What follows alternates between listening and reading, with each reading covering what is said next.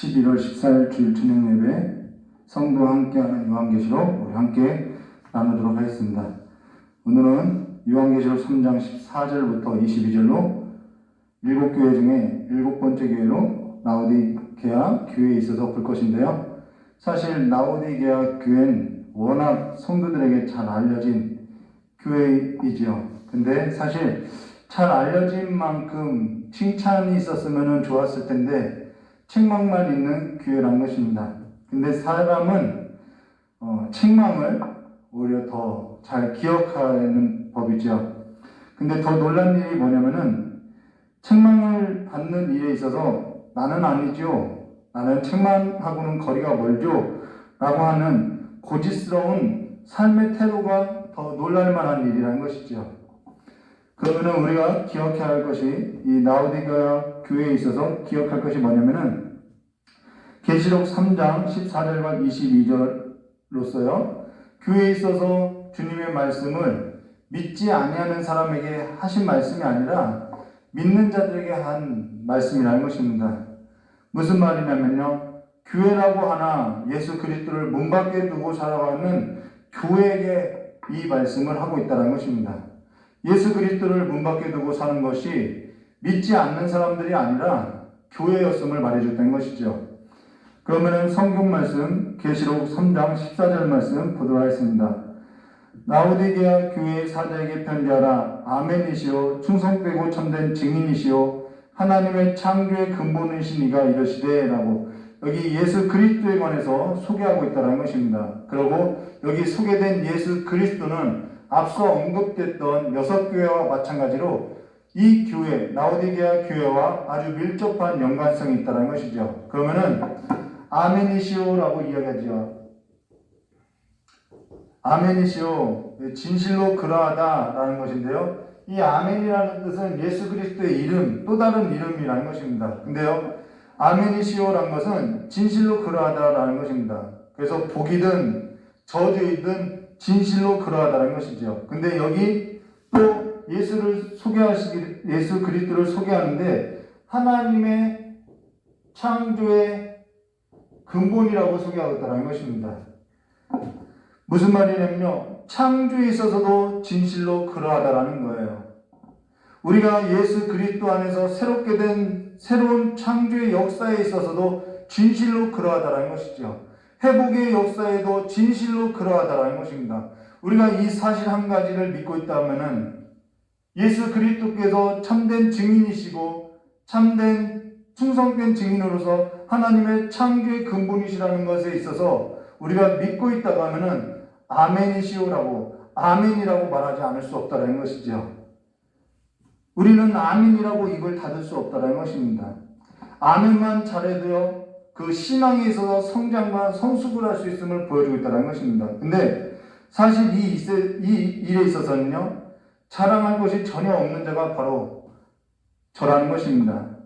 전에 저의 허물과 죄로 인해서 찔림을 받고 회개하지 아니하는 고집스러운 마음으로부터 완악하여 있을 때에, 강팍하여 있을 때에는 선포된 설교 말씀에 있어서 아멘하지 않고 마음을 굳게 닫고 있었음을 말해주고 있다는 것이죠. 저 역시 그랬다는 것입니다. 근데 여기 아멘이시오 충성되고 참된 증인이시오 하나님의 창조의 근본이시가 이르시되 라는 것은 새 역사에 있어서 창조하시고 회복하실 이가 충성되고 참된 증인으로서 거짓이 없은 분이로서 뭐하다는 거예요? 확실하다라는 것을 말해준다는 것입니다.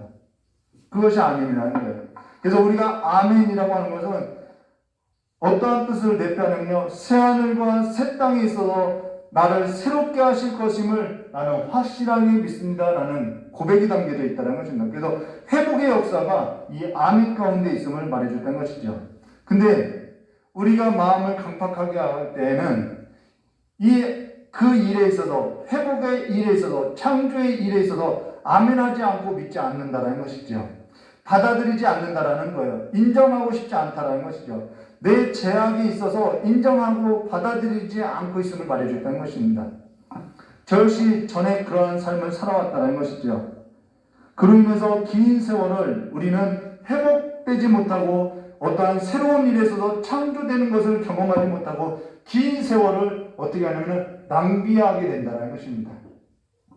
오늘 저 여러분의 삶에는 이러한 허비되고 낭비되는 인생이 없으시기를 주님의 이름으로 축원합니다. 근데 여기 15절 말씀 보시면 이렇게 말씀하죠. 내가 내 행위를 아노니 내가 차지도 아니하고 뜨겁지도 아니하다. 내가 차든지 뜨겁든지 하기를 원하노라 라고 이야기하죠. 여기 하나님은요 우리의 행위를 아신다라는 것입니다. 내가 내 행위를 아노니 라고 이야기하죠. 모르지 않는다라는 거예요. 근데 어찌 모르고 있는 것처럼 하나님이 우리를 모르시고 있는 것처럼 그렇게 살아갈 수 있냐는 것이죠. 근데 여기 내가 차지도 아니하고 뜨겁지도 아니하다 라고 하는데요. 한국 교회의 성도님들은 대부분 뜨거운 것을 좋아하겠죠. 뜨거운 것, 열정적인 것. 근데 여기에 있어서 책망은요. 뜨겁지 아니한 것도 있으나 차지도 아니한 것에도 있다라는 것입니다. 차든지 하라는 거예요. 뜨겁든지 차든지 하라는 거죠. 차가움이라고 할까요? 근데 한국 교회는 차면은 뜨거운 것은 좋은데 차면은 이 차가운 것은 무엇과 동의어로 생각하냐면 미지근한 것과 동의어로 생각한다는 것입니다. 여러분 차가운 것은요 미지근한 것이 아니라는 거예요. 찬 것하고 미지근한 것은 다르다는 것입니다.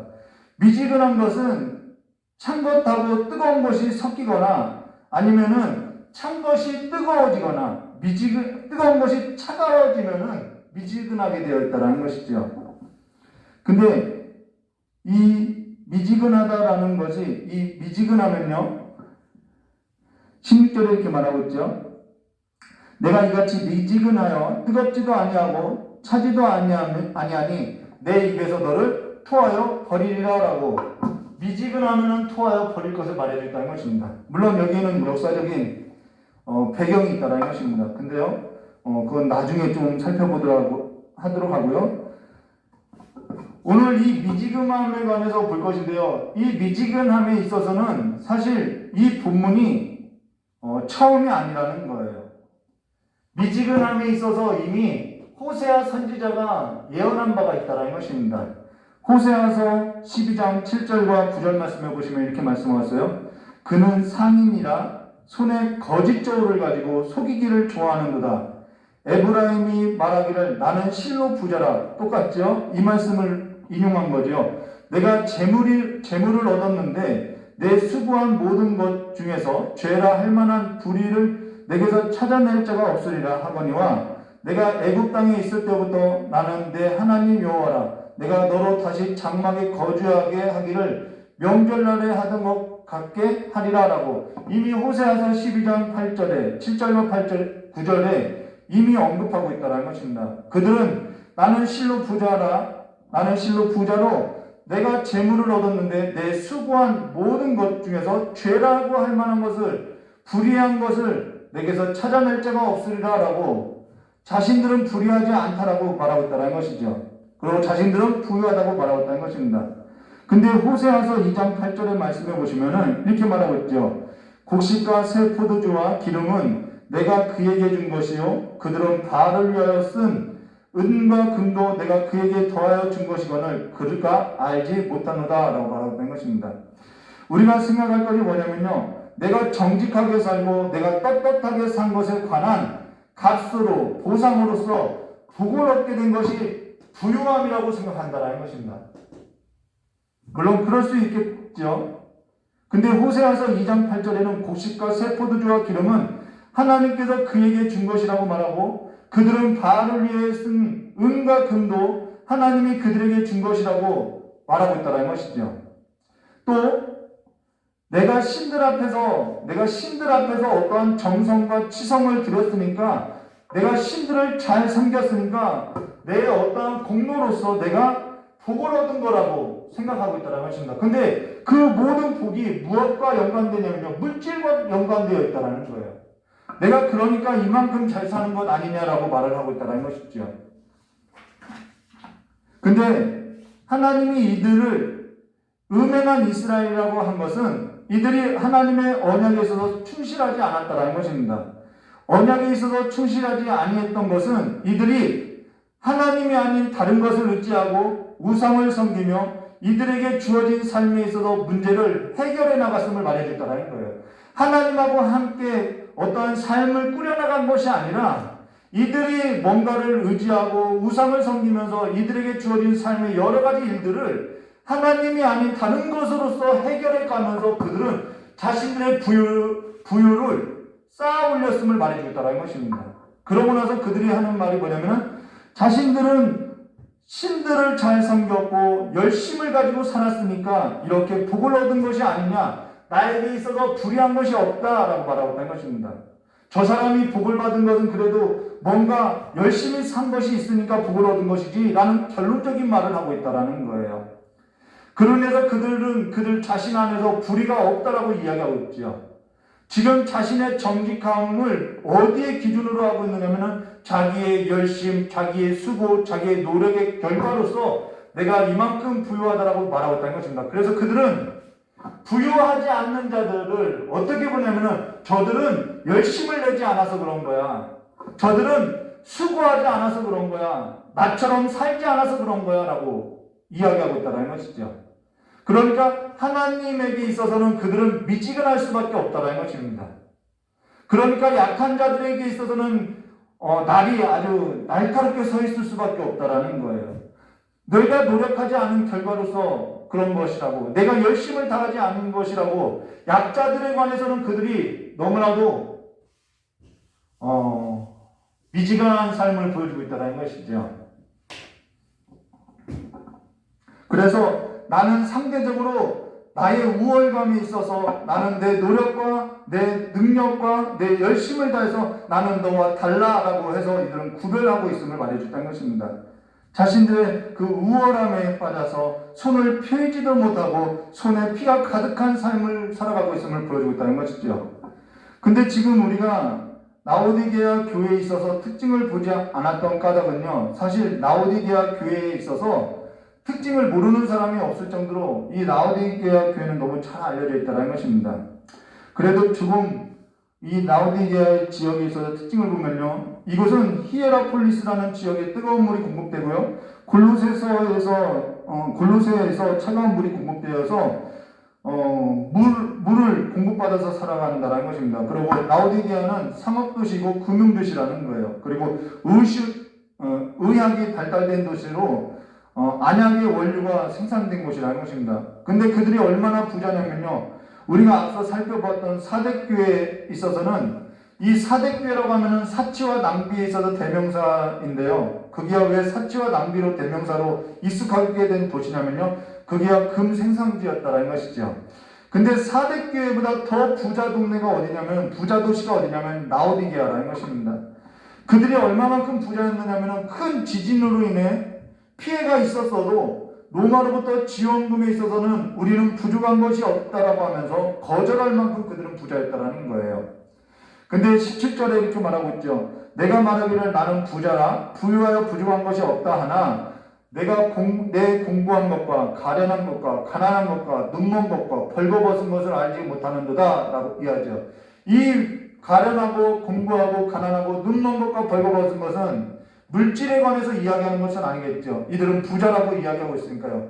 그러나 라오디게아 교회에 있어서 정확하게 주님께서 아시고 진단했다라는 것입니다. 그러면 주님께서 이들에게 있어서 진단을 내렸다고 하면은 무엇이 있냐면 처방이 있겠다라는 것이죠. 그 처방이 뭐냐면요, 18절에 이렇게 말하고 있죠. 내가 너를 권하노니 내게서 불로 연단한 금을 사서, 어떠한 금이냐면요, 그냥 금이 아니에요. 불로 연단한 금이죠.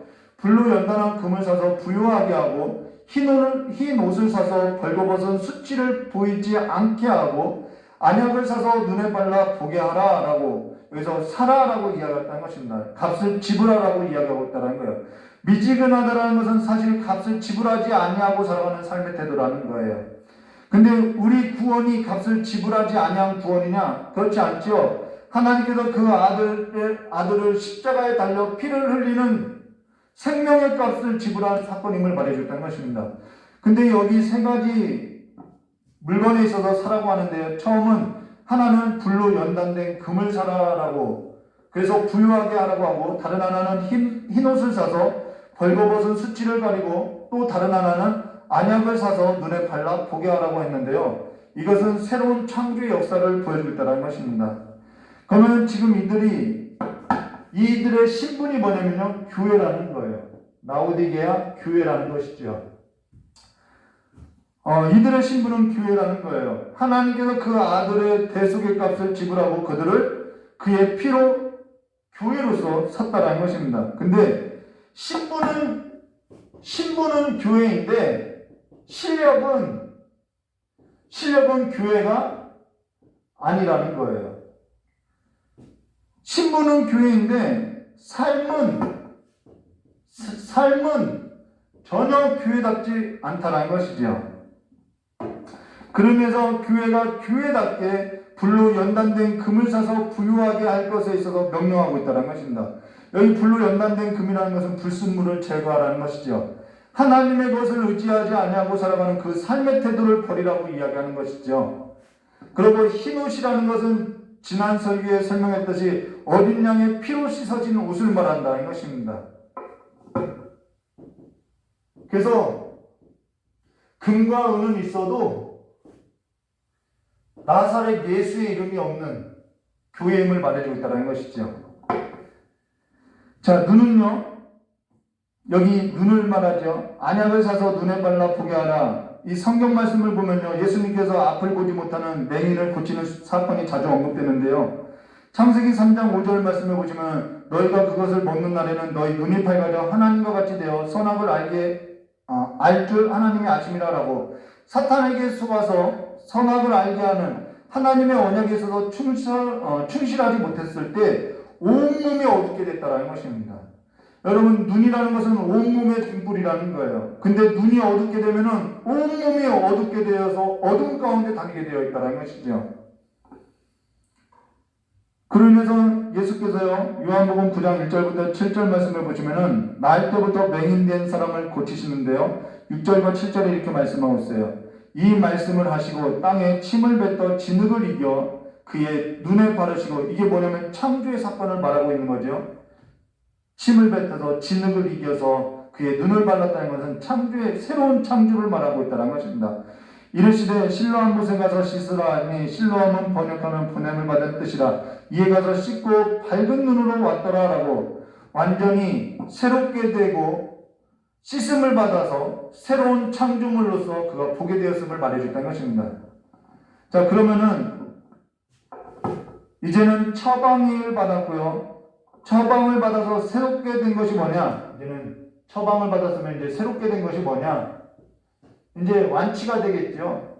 완치된 것이 16, 19절과 20절로요. 무릇 내가 사랑하는 자들을 책망하여 징계하노니 그러므로 내게 열심을 내라. 회개하라. 볼지어다 내가 문 밖에 서서 들으니 누구든지 내 음성을 듣고 문을 열면 내가 그에게 들어가서 그와 더불어 먹고 그는 나와 더불어 먹으리라 라고. 완치된 삶이 뭐냐면요, 더불어 먹고 마시고 사는 삶이 완치된 삶이라는 것입니다. 그러면 여기 19절에 무릇 내가 사랑하는 자를 책망하여 징계하노니 라고, 이건 징벌이 아니죠. 징계라는 것입니다. 징계는 자녀를 자녀답게 만들겠다라는 하나님의 강한 의지를 말한다는 것입니다. 하나님의 강한 뜻을 말하는 거예요. 우리의 신분을 교회를 만들었다면은 우리를 교회답게 만드는 하나님의 강한 의지가 뭐냐면은 징계라는 것입니다.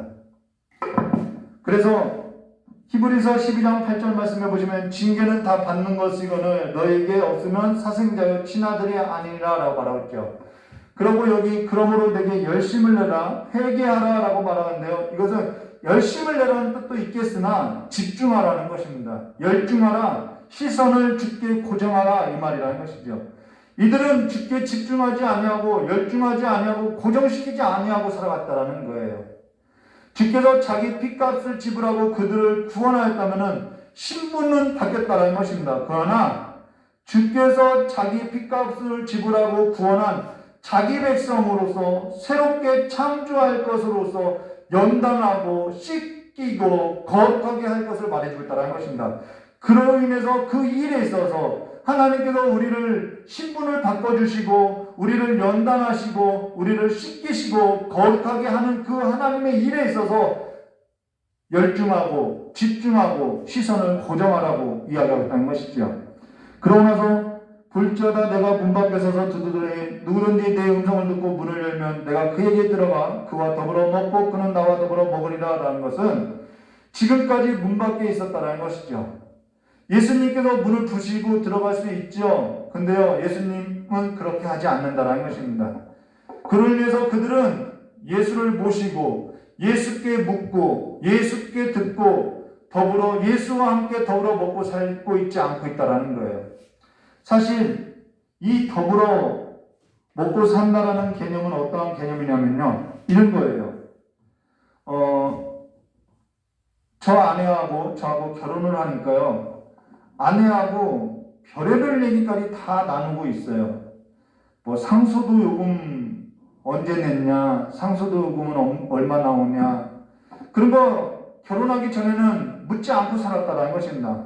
나 혼자 살 때는 묻지 아니하고요, 내가 결정하고 내가 결제하고 내가 내 통장에서 돈을 꺼내서 내가 지불하면 됐다라는 거예요. 라오디게아 교회가 그렇게 살고 있다라는 거예요. 근데 결혼하니까 오늘 뭐 먹지? 오늘은 그냥 씻고 잘까? 아니면 그냥 잘까? 뭐 중요한 얘기도 아닌데 뭐 사소한 것까지도 다 묻고 뭐 답변을 듣고 다 그러고 살아가더라는 거예요. 내가 결정하고 내가 결제하고 내가 해결했던 그 모든 일에 있어서 다 공유하고 살더라는 것이죠. 오늘 우리가 예수와 더불어 먹고 마시고 살고 있는 삶이냐는 거예요. 예수와 언약을 맺은 삶으로서 결혼하고도 신분이 바뀌었는데도 내가 결제하고 내가 도장을 찍고 내가 결정하고 나 혼자 먹고 나 혼자 마시고 있다고 한다면은 그 삶에 있어서는 신랑은 그냥 이렇게 제공만 하고 있는 것으로서 그게 무슨 이렇게 함께하는 더불어 먹고 사는 삶이라고 할 수 있겠냐는 것이죠. 그런 것은요, 교회가 아니라는 거예요. 그것은 사업장이죠. 사장에게 그냥 결제하고 내가 사장이 되어서 내가 결정하고 내가 결제 올리고 내가 다 도장 찍고 내가 사인하고 하는 삶이라는 것이죠. 근데 결혼이라는 것은 그런 것이 아니라는 것입니다. 오늘 우리가 주님과 함께 더불어 사는 삶에서도 다시 한번 생각해 보아야 한다는 거예요. 예수님은요, 죄인들하고 가장 많이 하셨던 것, 여러분, 예수님이 가장 많이 하신 일이 뭐냐면 죄인들하고 가장 많이 하신 일은 전도하고 병 고치고 그게 아니라 죄인들과 함께 식사를 하는 일을 가장 많이 하셨다는 것입니다. 함께 식사하시는 일을 많이 하셨다는 거예요. 오늘 성경 말씀이 이렇게 말하고 있죠. 예수님께서 그들을 함께 식사 자리에 초대했다는 것은 그들을 받아들였다는 것입니다. 오늘 성경 말씀 21절과 22절, 이기는 그에게는 내가 내 보좌에 함께하여 주기를 내가 이기고 아버지 보좌에 함께 앉은 것 같이 하리라. 귀 있는 자는 성령이 교회에게 하시는 말씀을 들을지어다 라고. 오늘 우리에게 있어서 산 소망이라는 것은요, 저 높은 그 꼭대기 보좌에 앉는 것이 아니라 어디에 우리의 산 소망이냐면요, 함께 있다라는 것입니다. 함께 있는 거라는 거예요. 내가 내 보좌에 함께 앉게하여 주기를 내가 이기고 아버지 보좌에 함께 앉는 것 같이 함께 앉을 것이라고 강조하고 말하고 있다는 것이죠. 오늘 주와 함께 사는 성도의 자리가 곧 아버지의 보좌이며 주의 보좌이며 또한 우리 삶의 자리가 하늘나라의 보좌임을 말해주고 있다는 것입니다.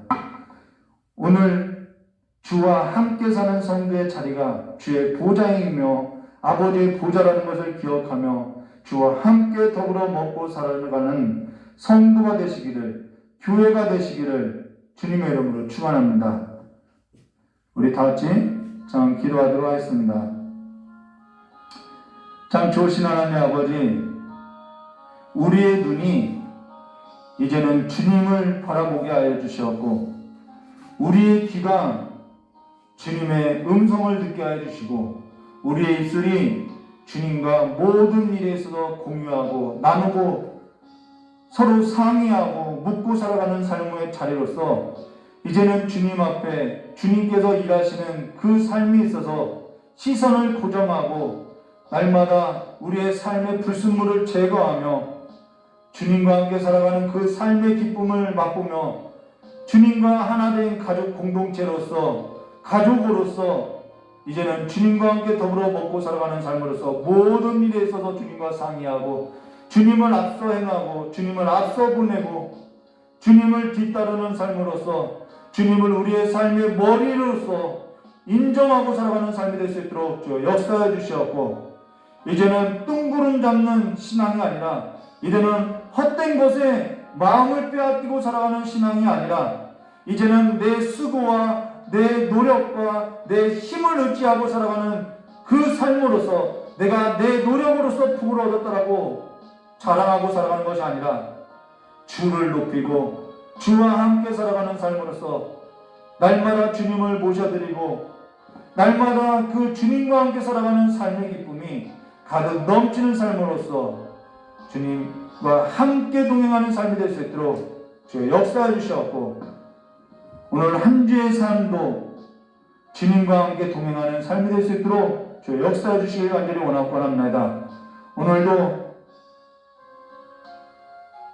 이빨이 아파서 고통하고 있는 성도가 있사오니 주님께서 치유하여 주시고 고쳐주시고 회복시켜 주시옵고 또한 속이 불편해서 음식을 먹지 못하는 성도들이 있사오니 주님께서 이 시간에 주님의 그 따뜻한 손길로서 만져주시고 고쳐주시고 또한 경제적인 어려움으로서 고통하고 있는 우리 성도들의 그 모든 삶의 자리가 있사오니 주님께서 책임져 주시고 그 모든 삶에 있어서 아버지 길을 만들어 주시고 또한 이제는 혼인을 앞에 두고 있는 청년들의 삶이 있사오니 그들의 삶 가운데도 주님의 나라가 임하고 주님의 나라 안에서 하나의 믿음의 가정을 이룰 수 있는 거룩한 가정으로서 세워주기를 간절히 원하오며 기억하신 예수님의 이름으로 축복하며 기도드리옵나이다.